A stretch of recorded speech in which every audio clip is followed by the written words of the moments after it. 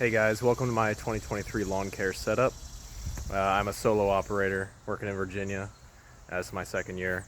So this year I've made some upgrades. Not like you've seen the old setup, but I just thought I'd take you through it. Anybody who's working like me, part-time college student, working with what I got. So not a ton of customers right now, but we're gonna try to improve that next year. So let's get started. So my tow rig is my 2010 Ford Explorer. It's got the V6 to the 5-speed. Phew, we're gonna lose the transmission soon, fellas. She's slipping in reverse, but maybe I got another 20,000 miles in it. So, works fine. I'm not pulling a lot here. So here's my trailer. I got this a couple weeks ago. It's a carry-on 5x8. It's kind of light duty. It is light duty, but it does the job. It was within my budget, and this is my dad's trailer behind, which is, I don't even know the specs, but it's a lot bigger, but I don't need something like that. This thing's maneuverable. I can make a U-turn in my driveway, pretty happy. I added this 1,500-pound marine jack. Flips up. Pretty handy because for some reason it doesn't come with that. I guess a lot of these smaller trailers don't. And just got a couple padlocks here so people don't steal my crap. Alright, so here's my equipment. We'll start up front. I got this 21-inch Lawn Boy. The number escapes me right now. Damn mosquito on my hand. It's got the Duraforce engine, 6.5 horsepower. This thing is very, very powerful. That's why I just keep the mulch plate on it, because even with some taller grass, you can just mulch it right up. It doesn't even care. Fantastic mower. Super powerful. Nice and light. I had a Turf Master for a while, the 30-inch, and it's just so heavy. So I went back to this 21. So for my weed eater, it's an Echo GT200R. This is a residential model. It does the job. It's a fine. It's been giving me some carb trouble, even though I just replaced it. So sometimes it doesn't like to start. So I'm hoping to upgrade to a PE 225, or whatever, Echo 225, whatever that one's called. Because I have the PE 225, that's what I was trying to say, the Edger. Now this is a nice piece of equipment here. This just does the job. And plenty of power I get a lot of overgrown properties. So it's able to slice its way through there pretty good. And it's on this $70, Amazon rack here.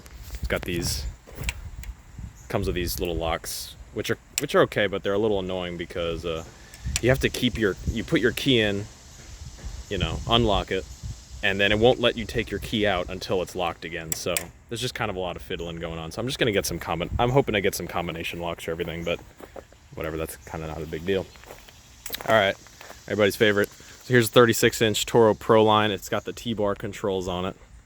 Proline, or I don't know, Turbo Force. I don't really know the difference here. I got this recently. Sold my Turf Master to be able to pay for it, and it's got the one-wheel Velke there. As you can see, this setup barely fits on this trailer.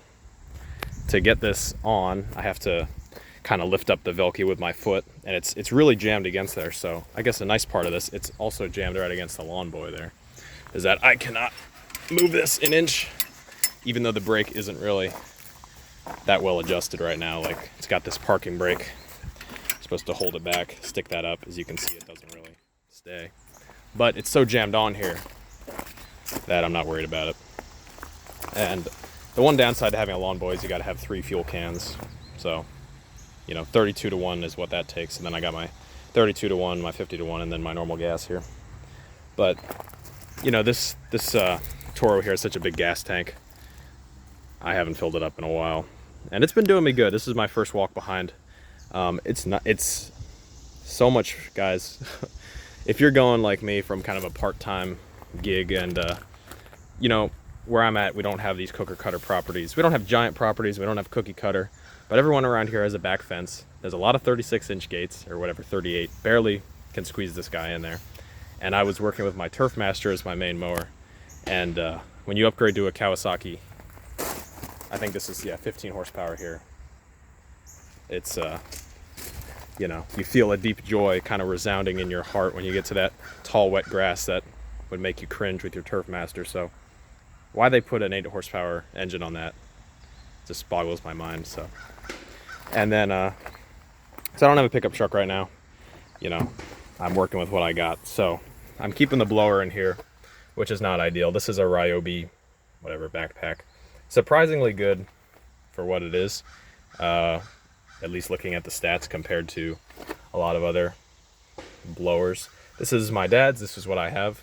I'm going to upgrade to an Echo something at some point, and well, I'll go in the upgrades after I finish this here. I got this cable to chain up my stuff, and I got a hat, glasses, just gloves, hat, sweat rag, gloves, bike lock,